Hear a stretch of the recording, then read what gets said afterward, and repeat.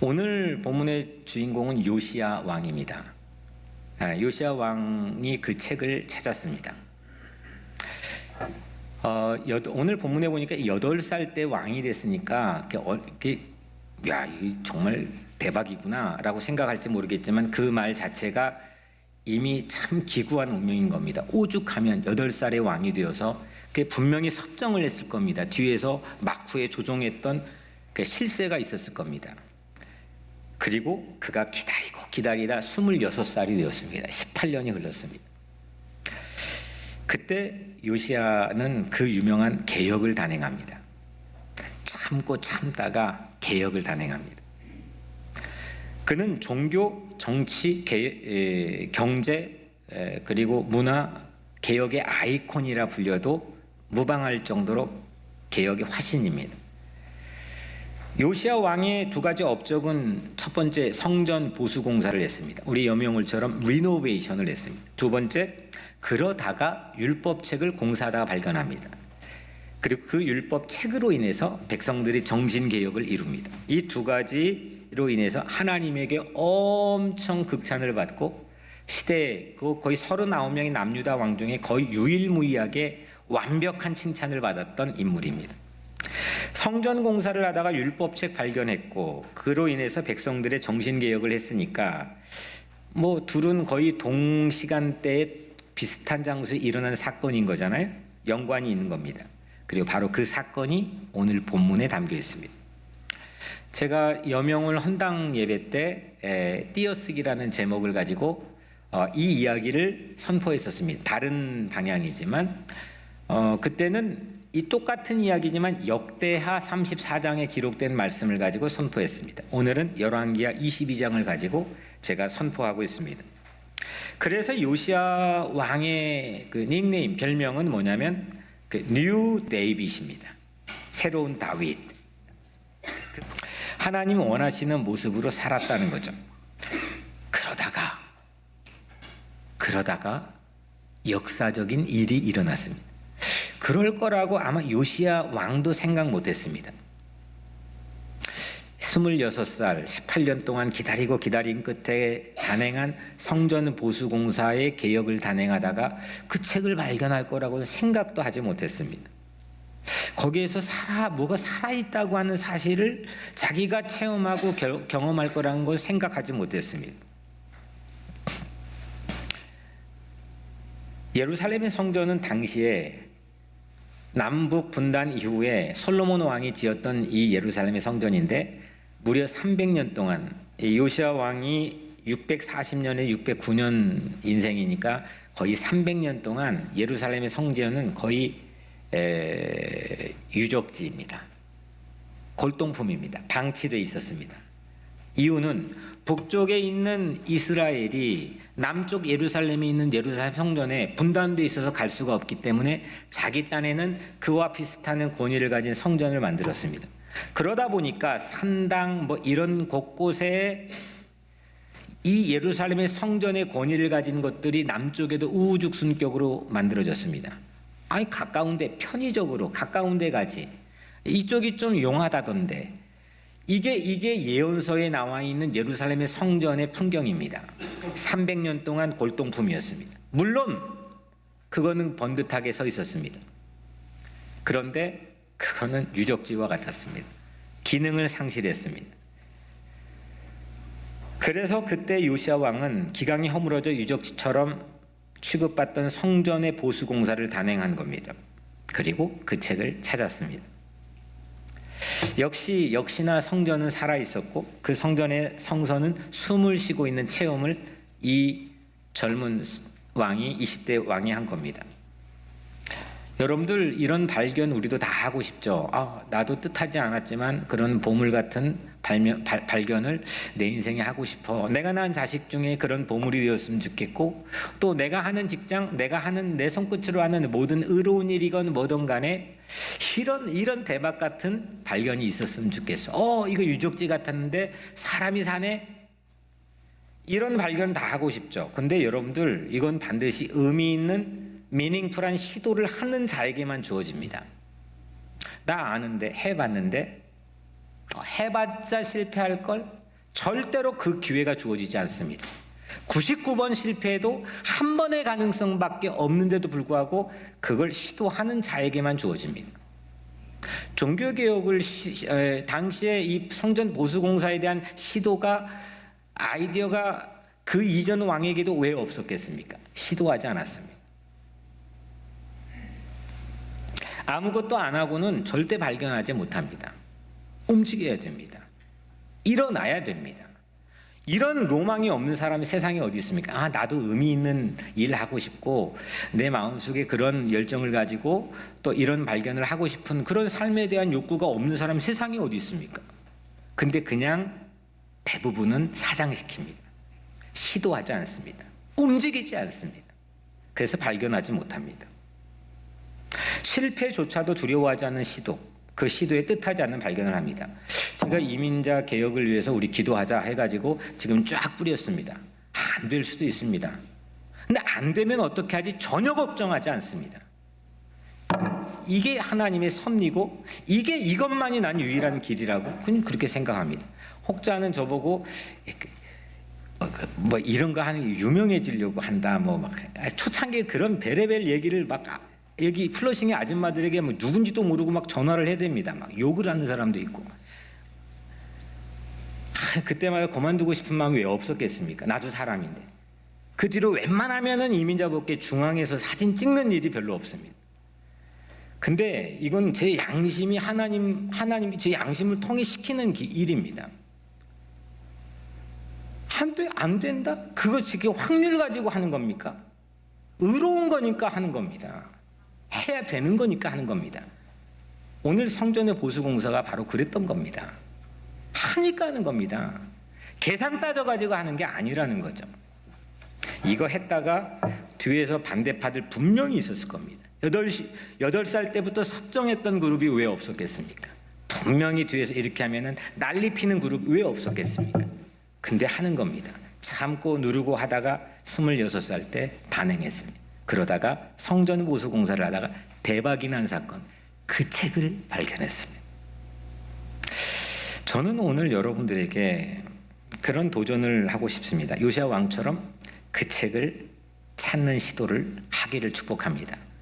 살아있는 책, 숨쉬는 책, 활력 있는 책, 교훈과 가르침으로 우리에게 대학의 전당보다 더 우수한 곳으로 인도할 수 있는 책, 피할 곳 없고 의지할 곳 없는데 나에게 피난처가 되어준 그 책, 그 책을 다시 찾을 수 있는 여러분들 되기를 주의 이름으로 축원합니다.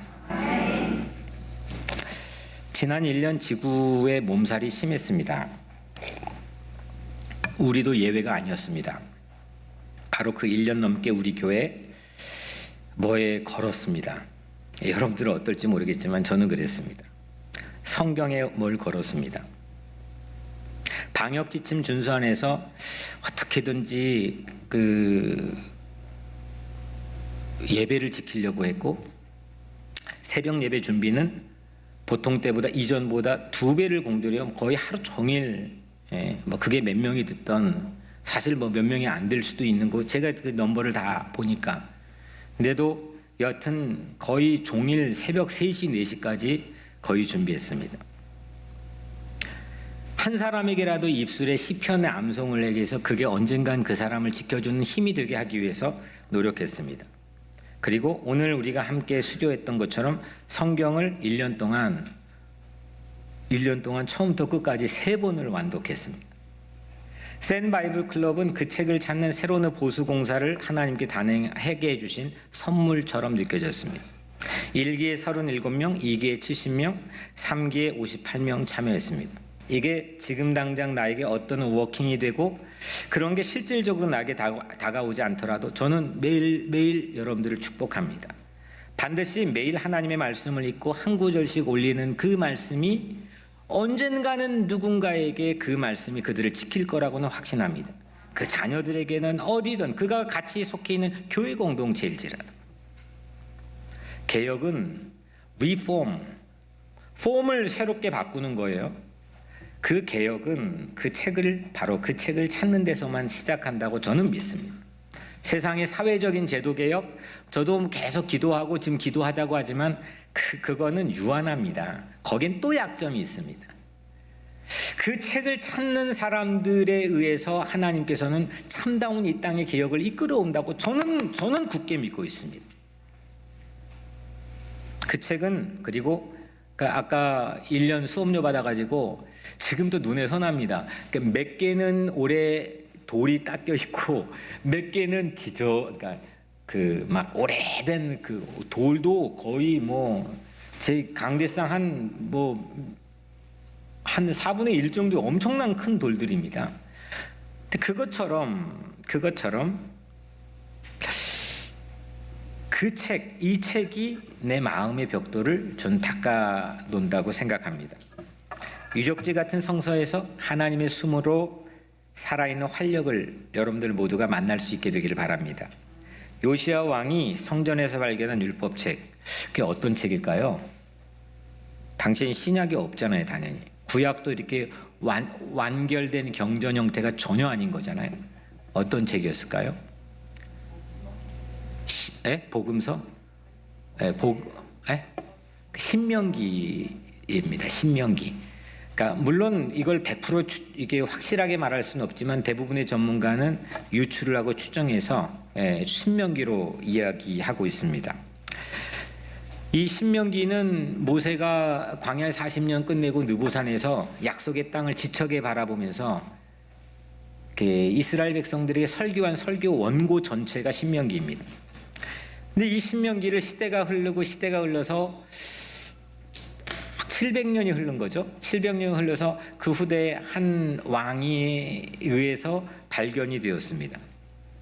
그리고 그 책 하나의 발견으로 국가가 새로워졌습니다. 그 책 하나의 발견으로 백성의 삶이 바뀌었습니다. 그 책이 발견되는 오늘 본문에 소개된 몇 가지의 과정을 좀 보면, 먼저 첫 번째로 요시야 왕이 성전 보수공사에 개시를 시켰습니다. 그 고위 관료인 서기관, 이름이 사반입니다. 사반에게 시켜서 성전 담당자인 대제사장 힐기야에 가서 이 공사를 시작하게 해라 라고 시켰습니다. 독특한 거는 왕, 서기관, 사반, 대제사장 힐기야, 그 다음에 그 뒤에 이어지는 라인입니다.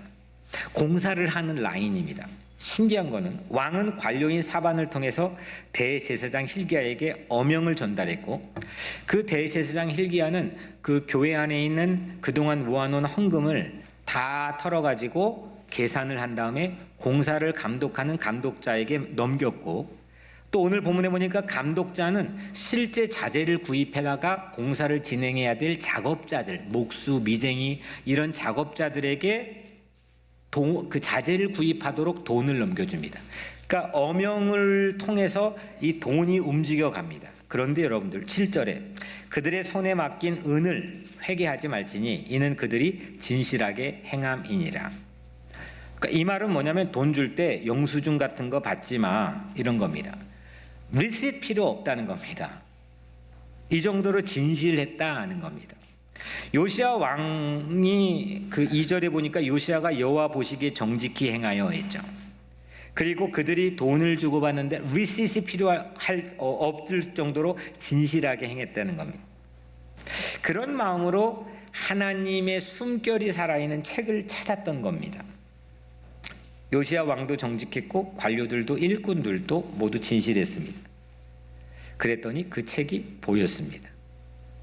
그 책을 찾을 수가 있었습니다.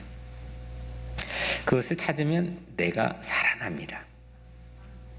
힐기야가 발견했고 사반은 리딩 했고, 요시야 왕이 어떤 반응을 했습니까? 11절 왕이 율법책의 말을 듣자 곧 그의 옷을 찢으니라.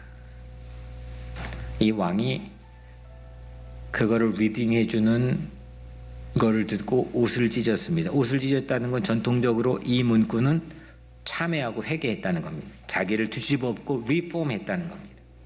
성경이 나를 바꿨습니다. 그리고 정책 팔러시를 바꿨습니다. 성경은 나를 변화시킵니다. 왜냐? 내가 성경을 리딩한다고 생각하지만 실제 이 책의 오묘함은 이 책이 나를 리딩해 줍니다. 나를 리딩해 줄 게 없습니다. 나도 나를 모르니까 오죽하면 그 소크라테스 할아버지는 너 자신 좀 알라고 하지 않았겠습니까?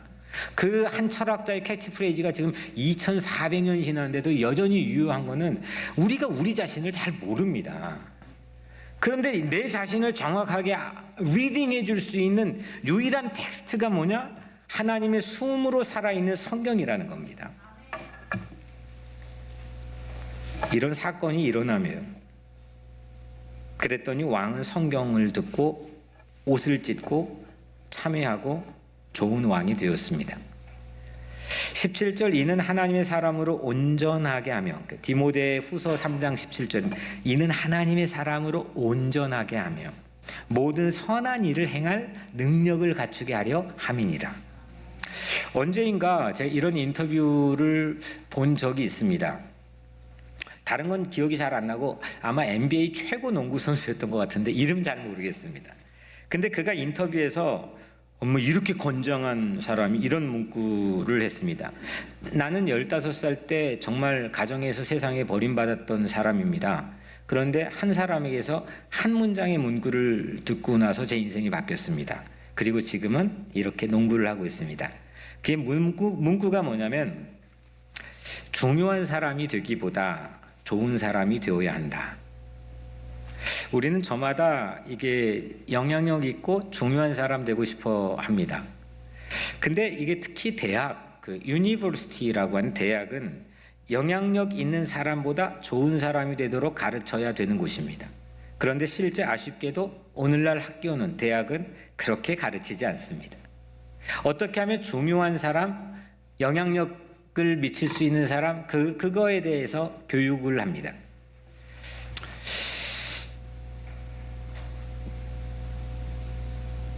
절박한 필요를 가지고 있는 그런 우리 각자의 삶의 순간이 있습니다. 지금도 여러분들 각자 삶의 순간에서 그런 순간이 주마등처럼 스쳐 지나가는 분들도 있을 겁니다. 그리고 조금 괜찮아지면, 저도 목회하면서 쭉 채널을 가지고 보잖아요. 이쪽 채널 저한테 틀어주면 거기 봐야 되고, 이쪽 채널 틀어주면 어전트 하면 그쪽 봐야 되고, 같이 기도하고. 제가 또 동일하게 같은 시간대에 쫙 채널을 다 틀 수는 없거든요. 그러니까 저에게 노크하고 같이 기도 제목 나누는 사람들이 계속해서 채널이 바뀝니다. 그런데 그게 살짝 지나가면, 조금 해결이 되면 완전히 우리의 삶은 또 바뀝니다. 마음이 그때가 언제 있었지? 라고 하는 생각으로 바뀌어버립니다. 그게 사람입니다. 그게 연약한 사람의 모습입니다. 그런데 여러분들, 성경이라는 게 뭘까 생각해 봤습니다. 성경은 우리 모두의 절박한 필요, 어전트한 니드, 이 절박한 필요에 귀를 기울여 주시는 귀, 그 귀가 저는 성경이라고 생각합니다. 그 변함이 없습니다. 늘 저는 어떤 건 채널이 저절로 꺼집니다. 왜냐하면 이쪽 봐야 되니까요. 또 왜 안 보냐고 그러는데, 이쪽 지금 막 죽게 생겼는데 어떻게 합니까? 근데 성경은요, 변함이 없습니다. 늘 채널을 켜놓습니다. 우리가 절박한 필요가 있을 때 늘 부르짖으면 이 성경은 귀를 열고 들어줍니다. 신기합니다. 놀라운 능력입니다. 그래서 저는 이게 사실은 하나님의 귀라고 생각합니다.